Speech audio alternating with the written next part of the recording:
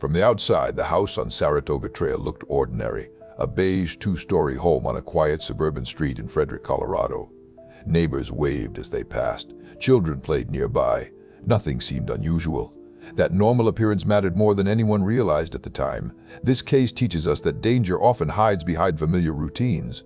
Experts later noted how ordinary settings reduce suspicion. Normalcy becomes camouflage. Shanann Watts was deeply involved in her family's daily life. Friends described her as organized, expressive, and devoted to her children. She documented milestones, routines, and celebrations carefully. Her life revolved around her daughters and her expected child.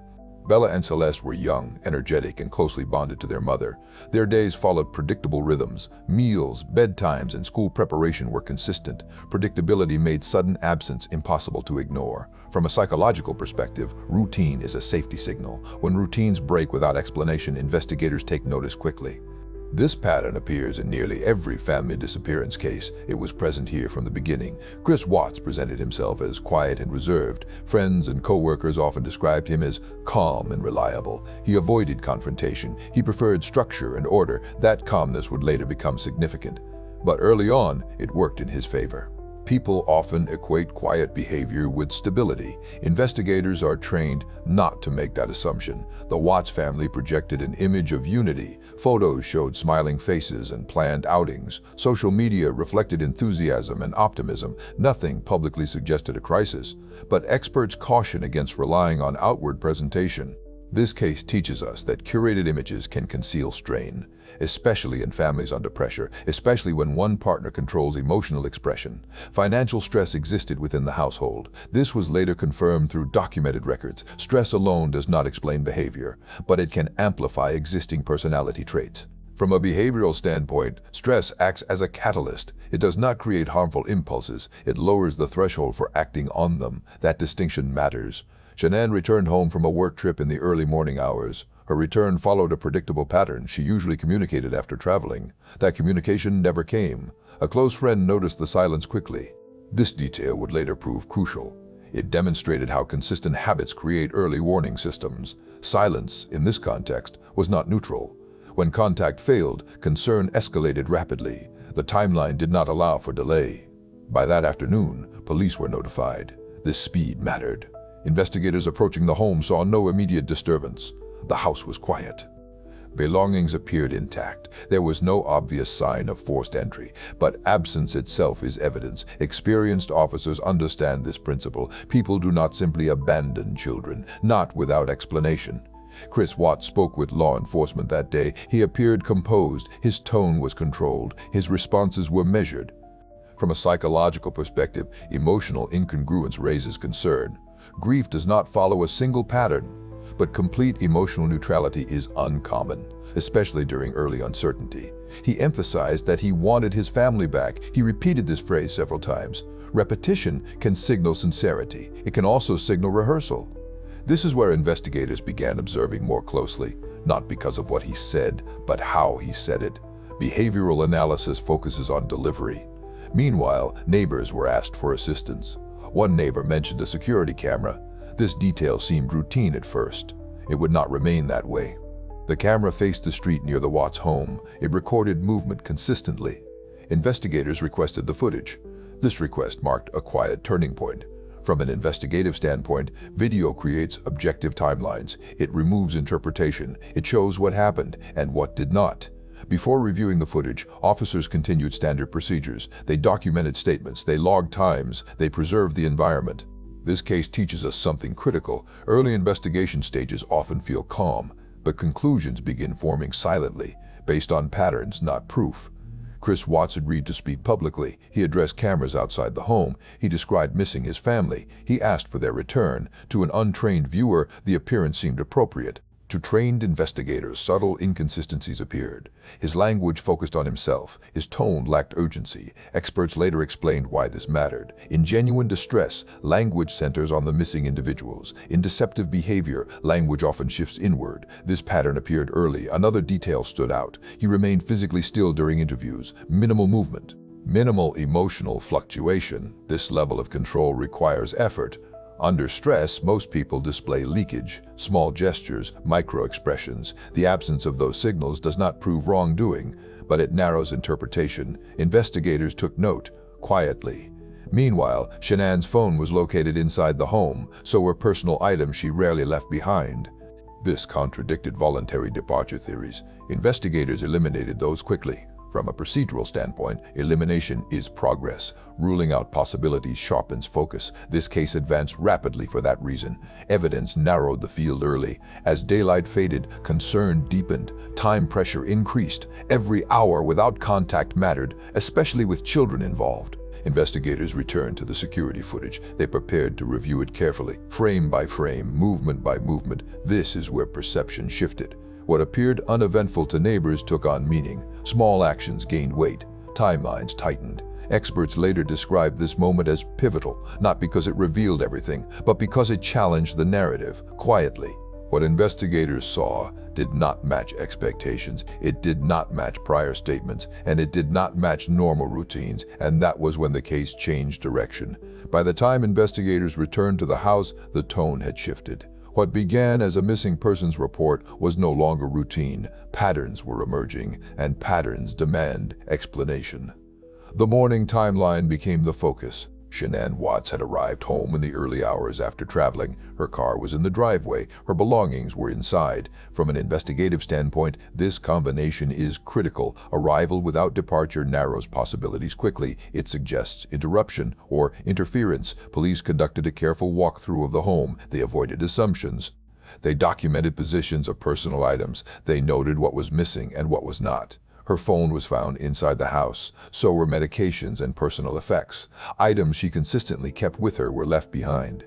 This contradicted any voluntary absence theory. Experts later emphasized why this mattered. People planning to leave do not abandon essential items. Parents do not leave children behind, not without extreme circumstances. Chris Watts remained present during these early steps. He answered questions calmly. He did not appear agitated. He did not interrupt. From a psychological perspective, this level of composure is unusual, not impossible, but uncommon during uncertainty involving children. Investigators continued observing rather than confronting. Attention returned to the neighbor's security camera. Footage from the early morning hours was reviewed carefully. The camera captured activity near the driveway, subtle movement, nothing dramatic. But absence was again meaningful. The footage did not show what investigators expected. There was no visible departure matching Chris Watts' account. This inconsistency mattered. From a procedural standpoint, inconsistencies trigger escalation, not accusation. Escalation. The case was quietly elevated. Investigators expanded their scope. They reviewed phone records. They analyzed text message timing. They examined digital behavior. Shanann's communication stopped abruptly. There was no gradual reduction, no explanation, just silence. This pattern is significant. Experts note that abrupt communication cessation often signals external intervention, especially in people known for consistent contact, especially parents. Meanwhile, Chris Watts began giving additional statements. Some details shifted slightly. Times changed. Sequences adjusted. Minor inconsistencies alone are not decisive. Memory under stress can distort. But cumulative discrepancies create concern. That threshold was approaching. Investigators requested a polygraph examination. This request followed standard procedure. It was not presented as punishment. It was framed as a tool. Chris Watts agreed. Voluntary participation is common in early investigations. Refusal can raise suspicion. Agreement can still carry risk. From a psychological perspective, polygraphs are not truth machines. They measure physiological responses, stress patterns, emotional reactions. However, they are valuable as investigative tools. They guide questioning, they influence strategy, they expose pressure points. Before the examination, investigators reviewed strategy. They considered personality traits already observed, calm demeanor, avoidance of conflict. Experts later noted this approach was deliberate. Non-confrontational personalities often respond poorly to direct accusation. They unravel under emotional pressure, not force. During questioning, Chris Watts maintained composure initially. But subtle changes emerged. Speech slowed, responses shortened. When the examination concluded, investigators had direction, not proof. Direction. That distinction matters legally. They re-entered the interview room. Tone shifted slightly, still calm, but firmer. Chris Watts was informed that deception indicators were present. This moment is psychologically significant. It introduces inevitability, the sense that concealment is failing. What followed was a partial admission. He claimed a confrontation occurred. He shifted responsibility. He presented a revised narrative. From an investigative standpoint, partial confessions are common. They reduce internal pressure. They preserve self-image. They test reaction. Experts explain this behavior clearly. Individuals often admit to lesser responsibility first. They gauge consequences. They delay full accountability. This admission reframed the case entirely. It was no longer a search. It was an investigation into responsibility. The direction was set. Investigators documented every statement carefully.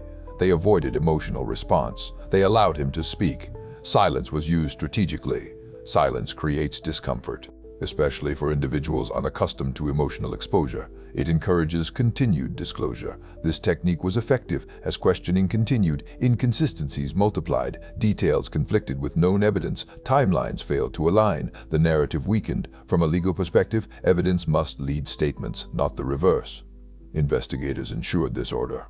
They corroborated before proceeding. Meanwhile, search efforts expanded beyond the home. Focus shifted to locations tied to Chris Watts' routine, work-related sites, places only he frequented. Routine again became relevant. People under stress revert to habit. Experts emphasize this repeatedly. Routine leaves traces. By this point, investigators were confident of involvement. But confidence is not conclusion. They continued methodically, carefully. The case had moved from uncertainty to clarity. But the full truth was still incomplete. What happened was becoming clearer. Why it happened was not. And investigators knew one thing for certain: the story they had been told was not the real one. By this stage, investigators were no longer searching for answers. They were confirming them. The difference is subtle, but critical. Chris Watts' initial admission changed the investigation's posture. It acknowledged involvement, but it avoided responsibility. This distinction matters psychologically. From a behavioral standpoint, partial admissions serve a purpose. They reduce immediate pressure. They preserve self-image. They delay consequences. Investigators recognized this pattern immediately. They did not challenge every detail. They allowed space. They let inconsistencies surface naturally. Digital evidence became increasingly important. Phone records were examined carefully. Message timestamps were cross-checked. Location data was reviewed. This data contradicted several of his statements. Movement did not align with claims. Communication patterns shifted abruptly. The discrepancies accumulated. Experts emphasize that digital timelines rarely lie. They record behavior without emotion. They capture routine, and routine reveals truth. Investigators also examined workplace records. Chris Watts had access to specific sites through his job. These locations were familiar to him. Familiarity reduces perceived risk. From a psychological perspective, offenders often choose known environments. They feel controllable, predictable, safe. This pattern has been documented repeatedly in similar cases. It applied here as well. Routine again guided investigative focus, and it paid off. Interrogation strategy shifted subtly. Investigators revisited earlier statements. They highlighted contradictions calmly. They avoided accusation. This approach is deliberate. Direct confrontation often triggers resistance, especially in individuals who avoid conflict. Calm pressure is more effective. Chris Watts' responses began to change. He paused longer before answering. He repeated phrases. His certainty eroded. From a psychological standpoint, cognitive load increases under deception. Maintaining false narratives requires effort. Inconsistencies appear. Stress leaks through behavior. Investigators also observed emotional detachment. His descriptions lacked affect. Key moments were recounted clinically. This absence was noted. Experts later explained why this mattered. Emotional flattening can indicate dissociation or emotional suppression. Neither supports credibility. As questioning continued, investigators introduced evidence gradually, not all at once. This technique prevents rehearsed responses. It forces adaptation. When presented with contradictions, Chris Watts adjusted his story again. Each version moved closer to reality, but never fully arrived. This progression is common. Experts describe this as confession shaping. Truth emerges in fragments. Not immediately, not willingly. Investigators maintained control of pacing. They avoided emotional escalation. They prioritized documentation. Every word mattered. Eventually, pressure converged. Behavioral cues, digital evidence, logical impossibility. At this point, investigators knew more than they revealed. This imbalance is intentional. It encourages disclosure. Without coercion, Chris Watts provided a more complete account. It contradicted earlier claims. Responsibility shifted again. The narrative stabilized. From a legal standpoint, corroboration is essential. Investigators verified details independently. Locations, timing, evidence aligned with the revised account. Not perfectly, but sufficiently. The direction was confirmed. This state of investigation is often misunderstood. Confession alone is not enough. It must match evidence. Otherwise, it holds little value. Investigators continued methodically. They documented each revision. They preserved all recordings. Transparency was critical. Experts later noted the effectiveness of this approach. No threats were used, no raised voices, no shortcuts. Instead, the investigation relied on structure, routine, patience, psychology. By now, the case had reached a turning point. There was no longer uncertainty about involvement. The focus shifted to accountability and resolution. From a psychological perspective, this is where self-concept collapses. The ability to maintain an external image fails. Reality intrudes. Control is lost. Chris Watts' demeanor reflected this shift. Confidence faded. Responses slowed further. Fatigue appeared. Experts note that prolonged deception is exhausting. Mental strain accumulates. Errors increase. Resistance weakens. Investigators allowed this process to continue naturally. They did not rush. They did not interrupt unnecessarily. Time worked in their favor. Eventually, legal steps followed. Formal charges were prepared. Evidence was consolidated. The case moved toward court. At this stage, investigators had achieved their objective. Truth had emerged. Responsibility was established. The investigative phase concluded. But one question remained unanswered. Not what happened, but why it happened. The legal resolution came without a trial. In November of 2018, Chris Watts entered a guilty plea. This decision ended further courtroom proceedings. It also ended any remaining ambiguity about responsibility. He pled guilty to multiple charges related to the deaths of his wife, Shanann Watts, their daughters, Bella and Celeste, and the unborn child. The court imposed multiple life sentences without the possibility of parole.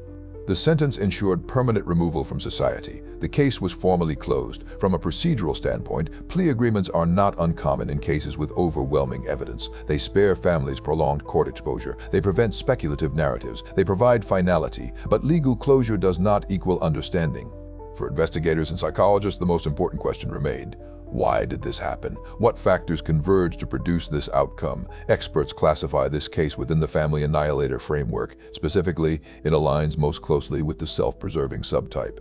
This category prioritizes personal image and perceived freedom. Responsibility is avoided rather than confronted. From a psychological perspective, this subtype is marked by emotional avoidance. Conflict is seen as intolerable. External solutions replace internal accountability. Reality becomes something to escape. Chris Watts demonstrated several traits consistent with this pattern. Avoidance of confrontation, rigid emotional control, dependence on external validation. Experts emphasize that these traits alone do not cause harm. Millions of people share them without incident. What matters is escalation under stress. Pressure exposes vulnerabilities. In this case, documented stressors existed. Financial strain, relationship conflict, fear of exposure. Rather than addressing these pressures directly, avoidance intensified. This is a critical warning sign.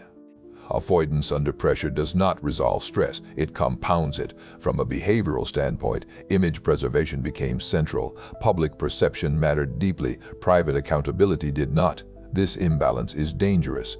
Investigators later noted how early warning signs were present. Emotional flatness during crisis, language centered on self rather than family. Rigid control of presentation. These indicators are not proof, but they are signals. When combined, they warrant attention. Education helps recognize them. This case also illustrates how routine can work against deception. Habitual behavior leaves patterns. Patterns create timelines. Timelines expose inconsistency. Digital evidence played a decisive role. Phone records, location data, surveillance footage. These tools reduce reliance on narrative. They prioritize behavior over words. Modern investigations increasingly depend on them. This case reinforced that trend. For law enforcement, the case underscored the value of early behavioral analysis. Not assumption, observation, documentation. Calm demeanor was not misread as innocence. Instead, it was contextualized. This distinction prevented delay. It accelerated resolution. For the public, the lessons are different. This case teaches that outward normalcy is not protection, that curated images can mislead, that silence can be meaningful. It also teaches the importance of community awareness. Concern was raised quickly. Action followed immediately. Delay was minimal. Rapid reporting saved investigative time. It narrowed possibilities. It preserved evidence. It mattered. The legacy of Shannon Watson and her children should not be defined by loss alone. They were individuals with lives, routines, and relationships. They mattered independent of this case. That truth must remain central. From an educational standpoint, this case is now used to train investigators, to study deception, to analyze behavior, to improve prevention. Experts stress that prevention begins with awareness, recognizing emotional withdrawal, addressing avoidance, encouraging accountability. No single factor predicts tragedy, but patterns can be recognized, and patterns can be interrupted. That is the purpose of studying cases like this. This case was not about sudden chaos. It was about gradual avoidance, unaddressed stress, and the refusal to confront reality. Understanding that distinction is essential. It shifts focus from shock to prevention, from fear to education, from reaction to awareness. The legal case is closed, but the lessons remain open. They are uncomfortable, and they are necessary. This is not a story about mystery. It is a case study in psychology, behavior, and consequence, and it reminds us why early intervention matters.